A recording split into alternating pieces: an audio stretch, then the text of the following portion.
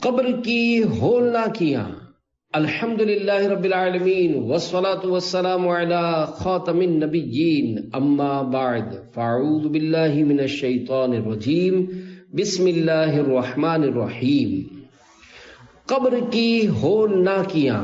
عاشقان رسول کی دینی تحریک دعوت اسلامی کے آغاز میں امیر اہل سنت دامت برکاتہم العالیہ کے ہونے والے مختلف آڈیو بیانات کو تحریری صورت میں بنام فیضان بیانات عطار المدینۃ العلمیہ اسلامک ریسرچ سینٹر کے شعبہ بیانات امیر اہل سنت کی طرف سے ترمیم و اضافے کے ساتھ پیش کیا گیا۔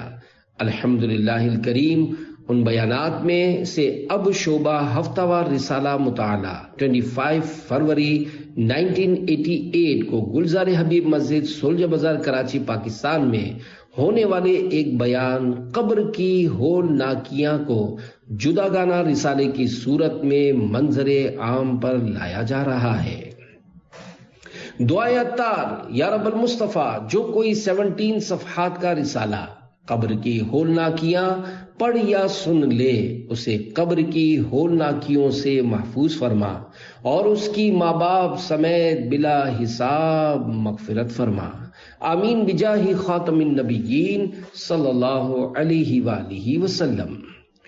درود پاک کی فضیلت۔ ایک بار کسی بھکاری نے کفار سے سوال کیا۔ انہوں نے مذاقاً امیر المومنین حضرت مولا کائنات علی المرتضیٰ شیر خدا رضی اللہ عنہ کے پاس بھیج دیا، جو کہ سامنے تشریف فرما تھے۔ اس نے حاضر ہو کر دستے سوال دراز کیا۔ آپ رضی اللہ عنہ نے 10 بار درود شریف پڑھ کر اس کی ہتھیلی پر دم کر دیا اور فرمایا، مٹھی بند کر لو اور جن لوگوں نے بھیجا ہے ان کے سامنے جا کر کھول دو۔ کفار ہنس رہے تھے کہ خالی پھونک مارنے سے کیا ہوتا ہے، مگر جب سائل نے ان کے سامنے جا کر مٹھی کھولی تو وہ سونے کے دیناروں سے بھری ہوئی تھی۔ یہ کرامت دیکھ کر کئی کافر مسلمان ہو گئے۔ صلو علی الحبیب صلی اللہ علی محمد۔ پیارے پیارے اسلامی بھائیوں، ہماری زندگی کی گاڑی تیزی کے ساتھ سرکتی چلی جا رہی ہے۔ اگر آپ تصور کی بالکنی سے جھانک کر اپنے ماضی میں نظر دوڑائیں گے تو تصور ہی تصور میں اپنے بچپن میں پہنچ جائیں گے اور سوچیں گے کہ جب ہم چھوٹے تھے تو اس طرح کھیلتے تھے اور یوں شرارتیں کیا کرتے تھے۔ ذرا غور فرمائیے، کیا ایسا معلوم نہیں ہوتا کہ ہماری زندگی بڑی تیزی کے ساتھ برف کے پگھلنے سے بھی تیز تر رفتار سے گزرتی چلی جا رہی ہے؟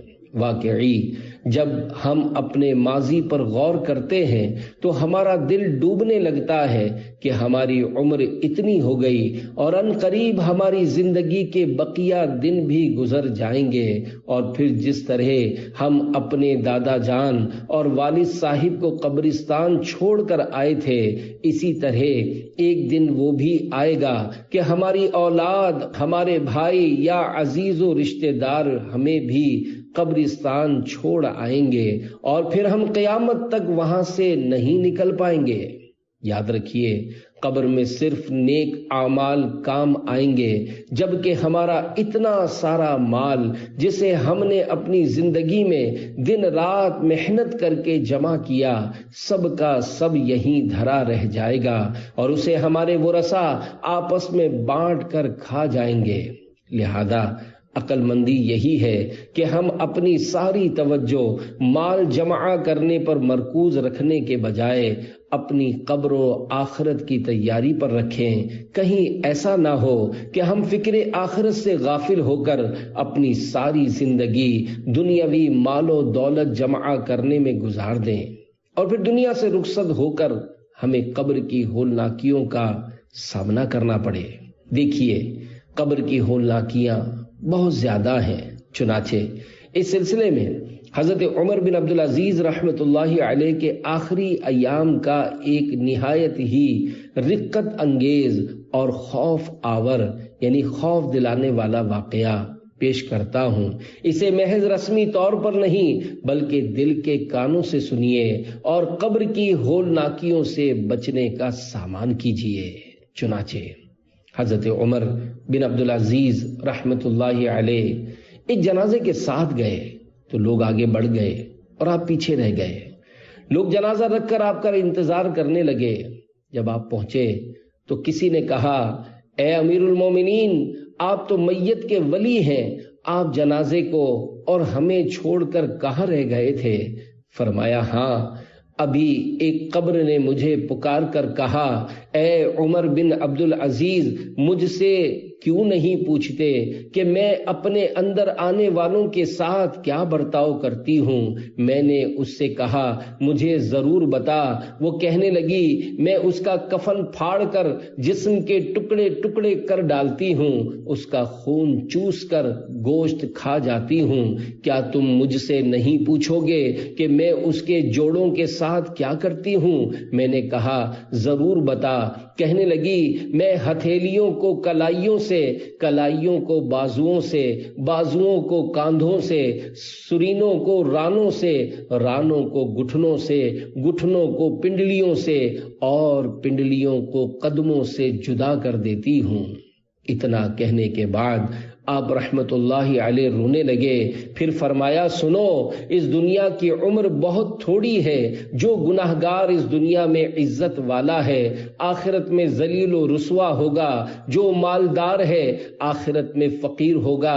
اس کا جوان بوڑھا ہو جائے گا اور زندہ مر جائے گا. لہذا دنیا کا تمہاری طرف آنا تمہیں دھوکے میں نہ ڈالے، کیونکہ تم جانتے ہو یہ بہت جلد رخصت ہونے والی ہے. دھوکے میں پڑنے والا وہی ہے جو اس سے دھوکا کھائے. کہاں گئے اس میں بسنے والے جنہوں نے شہر آباد کیے، نہریں نکالی اور درخت اگائے، مگر اس میں بہت تھوڑا عرصہ رہ پائے. انہیں صحت و تندرستی نے دھوکے میں ڈالا اور چستی نے مغرور بنایا تو گناہوں میں پڑ گئے. بخدا اس مال کے سبب ان پر حسرت کی جاتی ہے جو انہوں نے بڑی کنجوسی کے بعد حاصل کیا، اور اس کے جمع کرنے کی وجہ سے ان سے حسد کیا جاتا ہے. سوچو، مٹی اور ریت نے ان کے جسموں کے ساتھ کیا کیا، قبر کے کیڑوں نے ان کی ہڈیوں اور جوڑوں کا کیا حال کر دیا. یہ دنیا میں خوشحالی اور چین میں رہتے، نرم و ملائم بستروں پر سوتے، نوکر چاکر ان کی خدمت کرتے، گھر والے ان کی عزت اور پڑوسی ان کی حمایت کرتے تھے. اگر تم انہیں پکار سکو تو گزرتے ہوئے ضرور پکارنا، اور اگر انہیں بلا سکو تو ضرور بلانا. ان مردوں کے لشکر کے پاس سے تم گزرو تو جن گھروں میں یہ عیش و عشرت سے رہا کرتے تھے ان کے ارد گرد کو بھی دیکھو. ان کے مالداروں سے پوچھو تمہارے پاس کتنا مال بچا ہے. ان کے فقیروں سے پوچھو تمہارا فقر کتنا باقی ہے. ان سے ان کی زبانوں کے متعلق پوچھو جن سے وہ باتیں کیا کرتے تھے. ان کی آنکھوں کے بارے میں پوچھو جن سے بدنگاہی کیا کرتے تھے. ان سے پوچھو کہ پتلی جلد، خوبصورت چہرے، نرم و نازک بدن کے ساتھ کیڑوں نے کیا سلوک کیا. کیڑوں نے ان کے رنگ اڑا دیے، گوشت کھا گئے، چہرے خاک آلود کر دیے، خوبصورتی کو ختم کر دیا، ریڑھ کی ہڈی توڑ کر جسم کے ٹکڑے ٹکڑے کر دیے اور جوڑوں کو ریزہ ریزہ کر دیا. ان سے پوچھو تمہارے خیمے اور عورتیں کہاں گئیں، خدمتگار کہاں گئے، غلام کہاں گئے، جمع پونجی اور خزانے کہاں گئے. اللہ پاک کی قسم، انہوں نے قبر کے لیے کچھ تیاری نہیں کی، کوئی سہارا بھی نہیں بنایا، نیکی کا پودا بھی نہیں لگایا، سکون قبر کے لیے کچھ نہیں بھیجا. کیا اب وہ تنہائی اور ویرانوں میں نہیں پڑے ہوئے؟ کیا اب ان کے لیے دن اور رات برابر نہیں؟ کیا اب وہ تاریکی میں نہیں ہے؟ ہاں، اب ان کے اور ان کے عمل کے درمیان رکاوٹ کر دی گئی اور عزیز و اقربا سے ان کی جدائی ہو گئی ہے۔ کتنے ہی خوشحال مردوں اور عورتوں کی حالت بدل گئی، ان کے چہرے گل سڑ گئے، ان کے جسم گردنوں سے جدا ہو گئے، ان کے جوڑ الگ الگ ہو گئے، ان کی آنکھیں رخساروں پر بہہ پڑی، منہ خون اور پیپ سے بھر گئے، ان کے جسموں میں حشرات الارض یعنی کیڑے مکوڑے پھرنے لگے، اعضاء بکھر کر جدا ہو گئے، بخدا کچھ ہی عرصے میں ان کی ہڈیاں بوسیدہ ہو گئیں، باغات چھوٹ گئے، کشادگی کے بعد وہ تنگی میں جا پڑے، ان کی بیواؤں نے دوسرے نکاح کر لیے، اولاد گلیوں میں در بدر ہے، رشتہ داروں نے ان کے مکانات و میراث بانٹ لیے۔ خدا کی قسم ان میں کچھ خوش نصیب وہ ہیں جن کی قبروں میں وسعت، رونق اور تازگی ہے اور وہ قبروں میں مزے لوٹ رہے ہیں۔ اے کل قبر کے مکین ہونے والے شخص، تجھے دنیا کی کس چیز نے دھوکے میں رکھا؟ کیا تو یہ سمجھتا ہے کہ ہمیشہ رہے گا یا یہ دنیا تیرے لیے باقی رہے گی؟ تیرا وسیع گھر اور تیری جاری کردہ نہر کہاں گئی؟ تیرے پکے ہوئے پھل کہاں گئے؟ تیرے باریک کپڑے، خوشبو اور دھونی کہاں ہیں؟ تیرے گرمی سردی کے کپڑے کیا ہوئے؟ کیا تو نے مرنے والے کو نہیں دیکھا کہ جب اسے موت آتی ہے تو وہ خود پر سے گھبراہٹ دور نہیں کر سکتا، پسینے سے شرابور رہتا ہے، پیاس سے بلبلاتا اور موت کی سختی و تکلیف سے پہلو بدلتا ہے۔ رب کی بارگاہ سے حکم آ گیا ہے، تقدیر کا اٹل فیصلہ ہو چکا ہے اور وہ امر آ چکا ہے جس سے تو نہیں بچ سکتا۔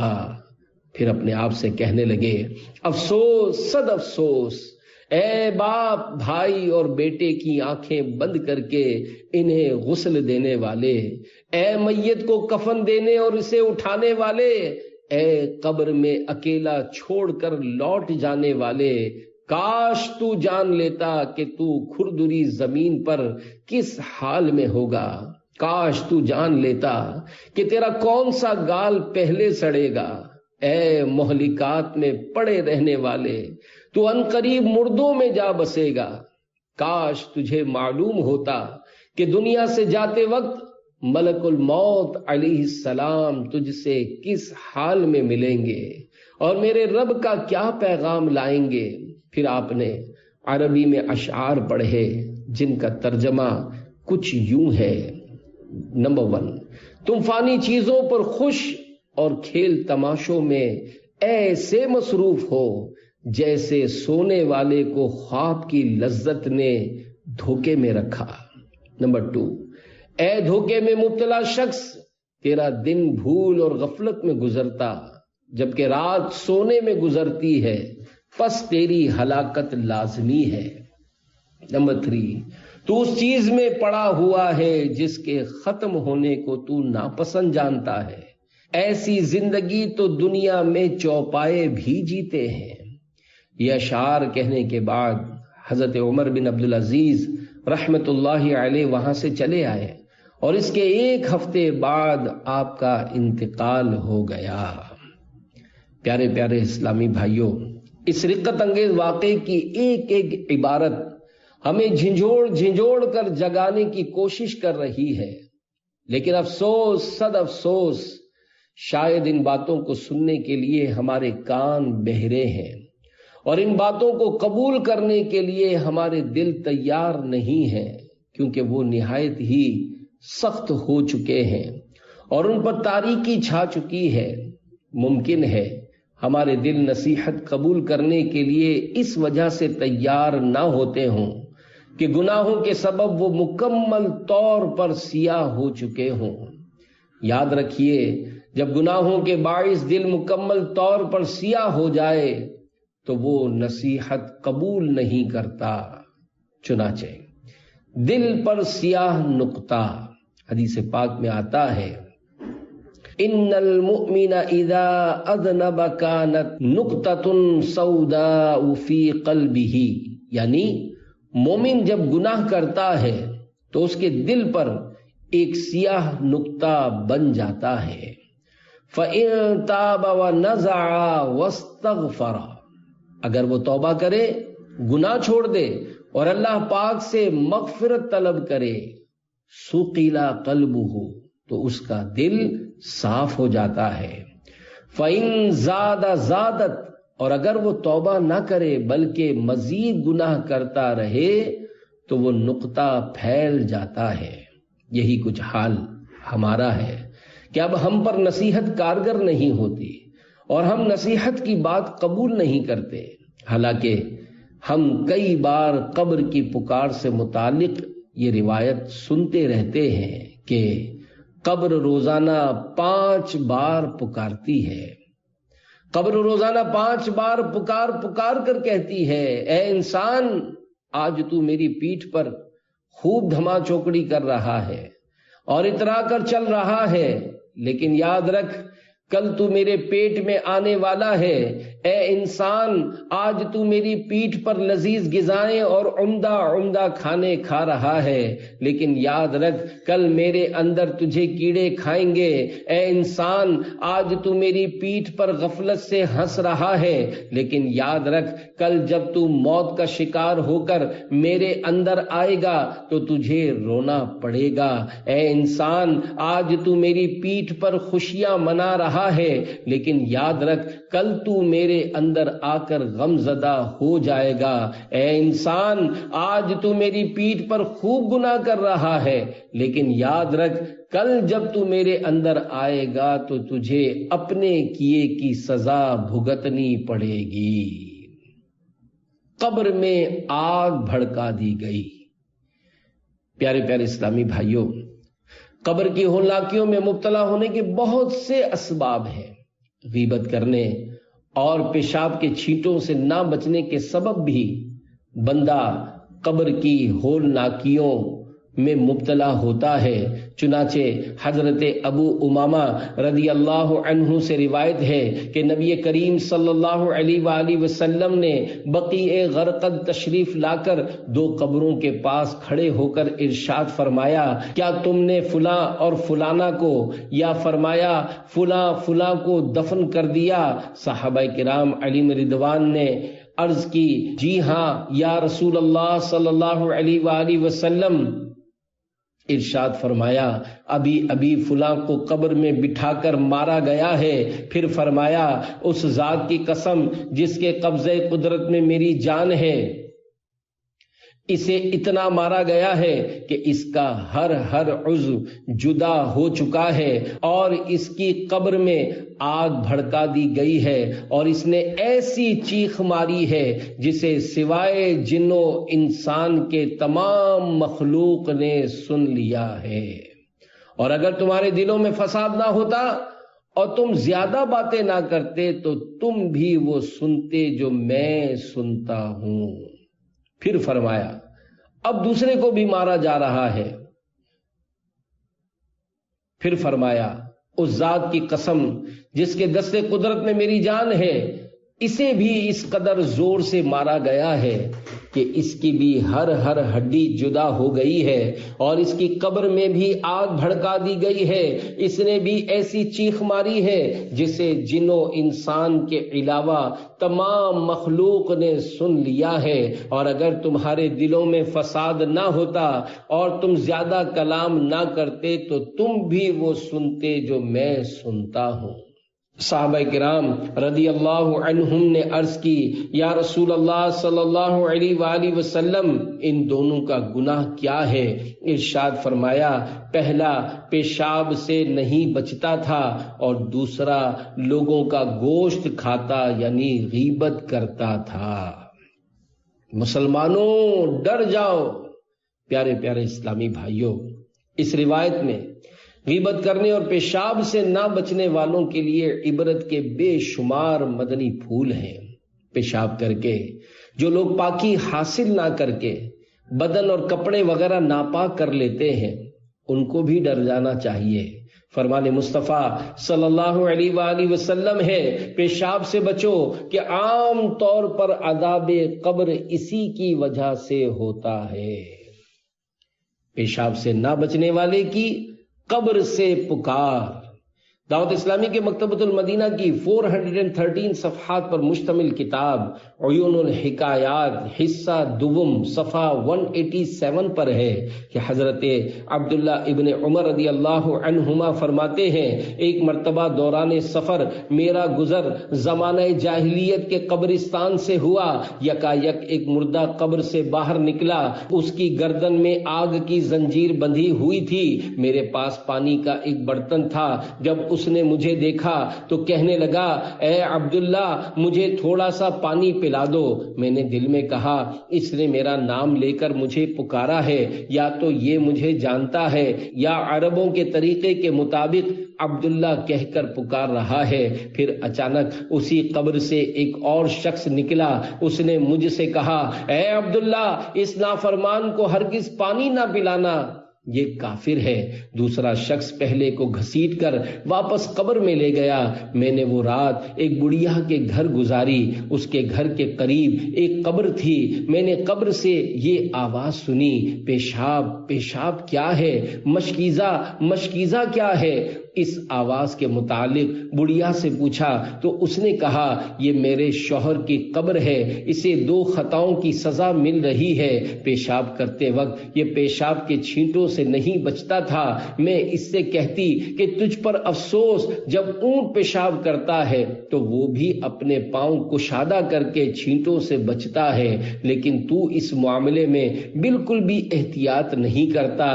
میرا شوہر میری ان باتوں پر کوئی توجہ نہ دیتا، پھر یہ مر گیا تو مرنے کے بعد سے آج تک اس کی قبر سے روزانہ اسی طرح کی آوازیں آتی ہیں۔ میں نے پوچھا، مشکیزہ مشکیزہ کیا ہے، کی آواز آنے کا کیا مقصد ہے؟ بڑھیا نے کہا، ایک مرتبہ اس کے پاس ایک پیاسا شخص آیا، اس نے پانی مانگا تو اس نے اس کو پریشان کرنے کے لیے خالی مشکیزے کی طرف اشارہ کرتے ہوئے کہا، جاؤ اس مشکیزے سے پانی پی لو۔ وہ پیاسا بے تابانہ مشکیزے کی طرف لپکا، جب اٹھایا تو اسے خالی پایا۔ پیاس کی شدت سے وہ بے ہوش ہو کر گر گیا اور اس کی موت واقع ہو گئی۔ پھر جب سے میرا شوہر مرا ہے آج تک روزانہ اس کی قبر سے آواز آتی ہے، مشکیزہ مشکیزہ کیا ہے۔ حضرت عبداللہ بن عمر رضی اللہ عنہما فرماتے ہیں، میں نے رسول اللہ صلی اللہ علیہ وآلہ وسلم کی بارگاہ میں حاضر ہو کر سارا واقعہ عرض کیا تو سرکار عالی وقار مدینے کے تاجدار صلی اللہ علیہ وآلہ وسلم نے تنہا سفر کرنے سے منع فرما دیا۔ بے نمازی کی قبر میں 3 سزائیں۔ پیارے پیارے اسلامی بھائیوں، بے نمازی ہونا قبر کی ہولناکیوں میں مبتلا ہونے کا سبب ہے۔ چنانچہ میرے آقا مکی مدنی مصطفیٰ صلی اللہ علیہ وآلہ وسلم کا فرمان عبرت نشان ہے، جو نماز کو سستی کی وجہ سے چھوڑے گا اللہ پاک اسے قبر میں 3 طرح کی سزائیں دے گا۔ نمبر 1، اس کی قبر کو اتنا تنگ کر دیا جائے گا کہ اس کی پسلیاں ایک دوسرے میں پیوست ہو جائیں گی۔ نمبر 2، اس کی قبر میں آگ بھڑکا دی جائے گی، پھر وہ دن رات انگاروں پر لوٹ پوٹ ہوتا رہے گا۔ اور نمبر 3، قبر میں اس پر ایک اژدہا مسلط کر دیا جائے گا جس کا نام الشجاع الاقرع یعنی گنجا سانپ ہے۔ اس کی آنکھیں آگ کی ہوں گی جبکہ ناخن لوہے کے ہوں گے۔ ہر ناخن کی لمبائی 1 دن کی مسافت تک ہوگی۔ وہ میت سے کلام کرتے ہوئے کہے گا، میں الشجاع الاقرع یعنی گنجا سانپ ہوں۔ اس کی آواز کڑکدار بجلی کی سی ہوگی۔ وہ کہے گا، میرے رب نے مجھے حکم دیا ہے کہ نماز فجر ضائع کرنے پر طلوع آفتاب کے بعد تک مارتا رہوں، اور نماز ظہر ضائع کرنے پر عصر تک مارتا رہوں، اور نماز عصر ضائع کرنے پر مغرب تک مارتا رہوں، اور نماز مغرب ضائع کرنے پر عشاء تک مارتا رہوں، اور نماز عشاء ضائع کرنے پر فجر تک مارتا رہوں۔ جب بھی وہ اسے مارے گا تو وہ 70 ہاتھ تک زمین میں دھنس جائے گا اور وہ قیامت تک اس عذاب میں مبتلا رہے گا۔ متعدد محدثین نے اس روایت کی اسناد پر جرح فرمائی ہے، تاہم کئی علماء نے واعظ و نصیحت کی کتابوں میں اسے شامل بھی کیا ہے۔ اے بے نمازیوں، یاد رکھو اگر آج نمازیں نہ پڑھیں تو قبر کی ہولناکیوں میں مبتلا ہونا پڑے گا۔ خدا کی قسم، قبر میں گنجے سانپ کا ڈسنا ہرگز برداشت نہ ہو سکے گا۔ اور پھر یہی نہیں، بے نمازیوں کو دیگر عذابات بھی دیے جائیں گے۔ لہذا ابھی سے سچی توبہ کر لیجئے اور اپنا یہ ذہن بنائیے کہ اب ہم پابندی سے 5 نمازیں با جماعت ادا کریں گے، اور آج کے بعد ہماری کوئی نماز قضا نہ ہوگی۔ پیارے پیارے اسلامی بھائیوں، اللہ پاک کے ذکر سے اعراض کرنا بھی قبر کی تنگی اور اس کی ہولناکیوں میں مبتلا ہونے کا سبب ہے، اور بروز قیامت اللہ پاک ایسوں کو اندھا اٹھائے گا، جیسا کہ پارہ 16 سورہ طٰہٰ کی آیت نمبر 124 میں اللہ پاک ارشاد فرماتا ہے، وَمَنْ أَعْرَضَ عَنْ ذِكْرِي فَإِنَّ لَهُ مَعِيشَةً ضَنكًا وَنَحْشُرُهُ يَوْمَ الْقِيَامَةِ أَعْمَى۔ ترجمہ کنز الایمان، اور جس نے میری یاد سے منہ پھیرا تو بے شک اس کے لیے تنگ زندگانی ہے، اور ہم اسے قیامت کے دن اندھا اٹھائیں گے۔ تنگ زندگانی کی وضاحت تفسیر خزائن العرفان میں کچھ اس طرح ہے، دنیا میں یا قبر میں یا آخرت میں یا دین میں یا ان سب میں دنیا کی تنگ زندگانی یہ ہے کہ ہدایت کا اتباع نہ کرنے سے عمل بد اور حرام میں مبتلا ہو، یا قناعت سے محروم ہو کر گرفتار حرص ہو جائے، اور کثرت مال و اسباب سے بھی اس کو فراخ خاطر اور سکون قلب میسر نہ ہو، دل ہر چیز کی طلب میں آوارہ ہو، اور حرص کے غموں سے کہ یہ نہیں وہ نہیں، حال تاریک اور وقت خراب رہے، اور مومن متوکل کی طرح اس کو سکون و فراغ حاصل ہی نہ ہو، جس کو حیات طیبہ کہتے ہیں۔ اور قبر کی تنگ زندگانی یہ ہے کہ حدیث شریف میں وارد ہوا کہ کافر پر 99 اژدہے اس کی قبر میں مسلط کیے جاتے ہیں۔ شان نزول، حضرت ابن عباس رضی اللہ عنہما نے فرمایا، یہ آیت اسود بن عبد العزا مخزومی کے حق میں نازل ہوئی، اور قبر کی زندگانی سے مراد قبر کا اس سختی سے دبانا ہے جس سے ایک طرف کی پسلیاں دوسری طرف آ جاتی ہیں، اور آخرت میں تنگ زندگانی جہنم کے عذاب میں جہاں زقوم یعنی تھوہڑ اور کھولتا پانی اور جہنمیوں کے خون اور ان کے پیپ کھانے پینے کو دی جائے گی، اور دین میں تنگ زندگانی یہ ہے کہ نیکی کی راہیں تنگ ہو جائیں اور آدمی کسب حرام میں مبتلا ہو۔ حضرت ابن عباس رضی اللہ عنہما نے فرمایا کہ بندے کو تھوڑا ملے یا بہت، اگر خوف خدا نہیں تو اس میں کچھ بھلائی نہیں، اور یہ تنگ زندگانی ہے۔ پیارے پیارے اسلامی بھائیوں، قبر کی ہولناکیوں میں ہمارے لیے بہت عبرت کا سامان ہے، لیکن شیطان ہم پر مسلط ہو گیا ہے، اور اس نے اس قدر ہمارے دلوں اور ہماری عقلوں پر قبضہ جما لیا ہے کہ آج ہم گناہوں سے دوری اختیار کر کے پیارے آقا صلی اللہ علیہ وآلہ وسلم کی پیاری پیاری سنتیں اپنانے کے لیے تیار نہیں۔ آج ہمیں سنتیں سیکھنے کے لیے دعوت اسلامی کے سنتوں بھرے اجتماعات میں شرکت اور مدنی قافلوں میں سفر کی دعوت دی جاتی ہے تو ہم تیار نہیں ہوتے۔ یاد رکھیے، شیطان بڑا ہوشیار، مکار اور دغا باز ہے۔ وہ یہ نہیں چاہتا کہ ہم دعوت اسلامی کے دینی ماحول سے وابستہ ہوں، مدنی قافلوں میں سفر اور ہفتہ وار سنتوں بھرے اجتماعات میں شرکت کریں، کیونکہ وہ جانتا ہے کہ اگر یہ دعوت اسلامی کے دینی ماحول سے وابستہ ہو گئے، مدنی قافلوں میں سفر کرنے لگے اور ہفتہ وار سنتوں بھرے بھرے اجتماعات میں پابندی سے حاضر ہونے لگے تو کہیں ایسا نہ ہو کہ پکے نمازی بن جائیں، کہیں ایسا نہ ہو کہ یہ سینما گھروں اور ڈرامہ گاہوں سے اپنا رشتہ توڑ کر مساجد سے اپنا رشتہ جوڑ لیں، کہیں ایسا نہ ہو جو داڑیاں منڈاتے، رات دن گالیاں بکتے، گانے گنگناتے اور فلمیں ڈرامے دیکھتے ہیں نیک بن جائیں، اللہ اللہ کرنے لگیں اور اپنے چہرے پر پیارے آقا صلی اللہ علیہ وآلہ وسلم کی سنت داڑھی شریف سجا لیں۔ یہی وجہ ہے کہ مبلغین کے بار بار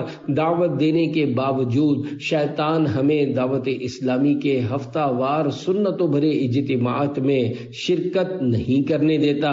کبھی وہ ہمارے راستے میں دوستوں کا روپ دھار کر کھڑا ہو جاتا ہے اور کبھی دکان کھلوا کر ہمیں روک لیتا ہے۔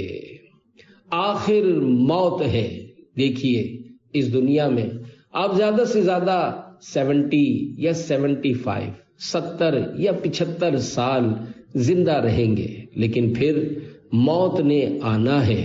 پہلے بڑی بوڑھیاں دعا دیتے ہوئے کہتی تھیں کہ اللہ پاک تجھے 125 سال کا کرے، تو اگر کوئی 125 سال بھی جی گیا بالآخر اسے مرنا ہی پڑے گا، اور وہ جینا بھی ایسا ہوگا کہ شاید موت مانگنی پڑے، کیونکہ بسا اوقات بڑھاپے کی زندگی محتاجی میں گزرتی ہے، بندہ بستر پر پڑا ہوتا ہے اور پیشاب وغیرہ سب کچھ بستر میں ہو رہا ہوتا ہے، اور بندہ نہ اٹھ سکتا ہے اور نہ ہی کروٹ لے سکتا ہے، جس کے باعث بستر پر پڑے پڑے بدن میں چھالے اور زخم پڑ جاتے ہیں۔ یاد رہے 125 سال دل بہلانے کے لیے ہے، ورنہ روئے زمین پر 125 سال عمر پانے والے شاید چند 100 یا چند ہزار لوگ ہوں گے۔ آج صورتحال یہ ہے کہ موت دندناتی پھر رہی ہے۔ آپ اپنے محلے والوں پر ہی نظر دوڑا لیجئے، پتہ چل جائے گا کہ بوڑھے اور بوڑھیاں کتنی ہیں۔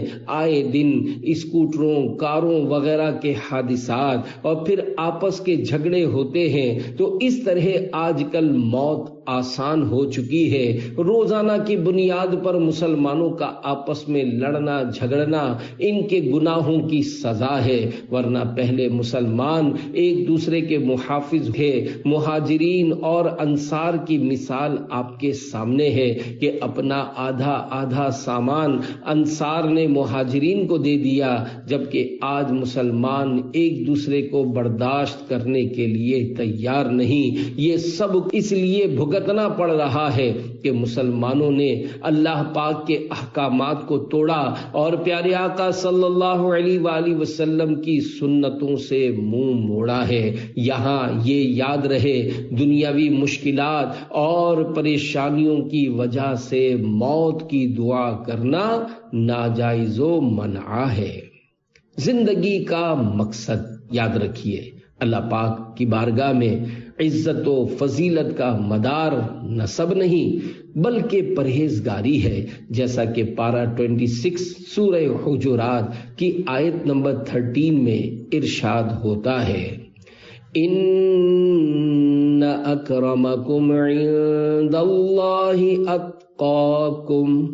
ترجمہ کنز الایمان، بے شک اللہ کے یہاں تم میں زیادہ عزت والا وہ جو تم میں زیادہ پرہیزگار ہے۔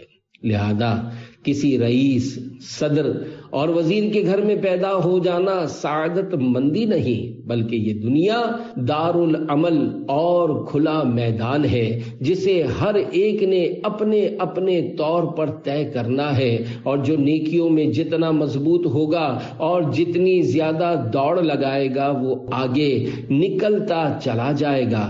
یاد رکھیے، زندگی کا مقصد بڑی بڑی ڈگریاں حاصل کرنا، کھانا پینا اور مزے اڑانا نہیں ہے۔ اللہ پاک نے آخر ہمیں زندگی کیوں مرحمت فرمائی ہے؟ آئیے قرآن پاک کی خدمت میں عرض کریں کہ اے اللہ پاک کی سچی کتاب، تو ہی ہماری رہنمائی فرما کہ ہمارے جینے اور مرنے کا مقصد کیا ہے۔ قرآن عظیم سے جواب مل رہا ہے، الذی خلق الموت والحیات لیبلوکم ایکم احسن عملا، پارہ 29 سورۃ الملک آیت نمبر 2، ترجمہ کنز الایمان۔ وہ جس نے موت اور زندگی پیدا کی کہ تمہاری جانچ ہو تم میں کس کا کام زیادہ اچھا ہے۔ اس آیت مبارکہ کے تحت تفسیر خزائن العرفان میں ہے، یعنی اس موت و زندگی کو اس لیے پیدا کیا گیا تاکہ آزمایا جائے کہ اس دنیا کی زندگی میں کون زیادہ مطیع یعنی فرما بردار و مخلص ہے۔ بے ہوش ہو کر گر پڑے۔ پیارے پیارے اسلامی بھائیوں، خدارا ہوش کے ناخن لیجئے، اپنی عقل پر زور دے کر سوچئے کہ ہم اس دنیا میں کیوں آئے ہیں۔ آج ہم اپنی آخرت کے بارے میں غور و فکر نہیں کرتے، اور اگر کوئی ہمارے سامنے فکر آخرت سے متعلق قرآن پاک کی آیات مبارکہ پڑھے یا احادیث مبارکہ بیان کرے تو ہم پر خوف خدا طاری نہیں ہوتا، جبکہ ہمارے اسلاف یعنی بزرگان دین فکر آخرت سے متعلق آیات مبارکہ سن کر بے ہوش ہو جاتے یا پھر اس دنیا فانی سے رخصت ہو جایا کرتے تھے۔ چنانچہ مسلمانوں کے دوسرے خلیفہ امیر المؤمنین حضرت عمر فاروق اعظم رضی اللہ عنہ فرماتے ہیں، جو اللہ پاک سے ڈرتا ہے وہ غصہ نہیں دکھاتا، اور جو اللہ پاک کے ہاں تقوی اختیار کرتا ہے وہ اپنی مرضی نہیں کرتا، اور اگر قیامت نہ ہوتی تو ہم کچھ اور دیکھتے۔ پھر آپ رضی اللہ عنہ نے یہ آیت مبارکہ تلاوت فرمائی، اذا الشمس کوورت، پارہ 30 سورہ تکویر آیت نمبر 1، ترجمہ کنز الایمان، جب دھوپ لپیٹی جائے۔ پھر جب اس آیت پر پہنچے وَإِذَا الصُّحُفُ نُشِرَتْ، پارہ 30 سورہ تکویر آیت نمبر 10، ترجمہ کنز الایمان، اور جب نامہ اعمال کھولے جائیں تو بے ہوش ہو کر گر پڑے۔ میں مجرموں میں سے ہوں۔ حضرت مسور بن مخرمہ رحمت اللہ علیہ شدت خوف کی وجہ سے قرآن پاک میں سے کچھ سننے پر قادر نہ تھے، یہاں تک کہ ان کے سامنے جب ایک حرف یا کوئی آیت پڑھی جاتی تو چیخ مارتے اور بے ہوش ہو جاتے۔ پھر کئی دن تک ان کو ہوش نہ آتا۔ ایک دن قبیلہ خثعم کا ایک شخص ان کے سامنے آیا اور اس نے یہ آیات پڑھی، یوم نحشر المتقین الی الرحمن وفدا ونسوق المجرمین الی جہنم وردا، پارہ 16 سورہ مریم آیت 85-86، ترجمہ کنز الایمان۔ جس دن ہم پرہیزگاروں کو رحمان کی طرف لے جائیں گے مہمان بنا کر، اور مجرموں کو جہنم کی طرف ہانکیں گے پیاسے۔ یہ سن کر آپ رحمت اللہ علیہ نے فرمایا، آہ میں مجرموں میں سے ہوں اور متقی لوگوں میں سے نہیں ہوں۔ اے قاری دوبارہ پڑھو۔ اس نے پھر پڑھا تو آپ نے ایک نعرہ مارا اور آپ کی روح قفس انصری سے پرواز کر گئی۔ پیارے پیارے اسلامی بھائیوں، دیکھا آپ نے ہمارے اسلاف کس قدر خوف خدا والے تھے، لیکن ہمارا معاملہ ان کے برعکس ہے۔ دیکھیے زندگی بڑی قلیل ہے اور ان قریب ہمیں اندھیری قبر میں اتار دیا جائے گا، لہذا اپنی قبر و آخرت کی فکر کرتے ہوئے گناہوں سے بچیے اور خوب خوب نیکیاں کیجیے۔ اگر کبھی گناہ کرنے کا دل چاہے تو یہ سوچ لیجئے کہ اللہ پاک ہمیں دیکھ رہا ہے اور ہم اس کی سلطنت میں ہیں۔ انشاءاللہ آپ گناہ کرنے سے بچ جائیں گے۔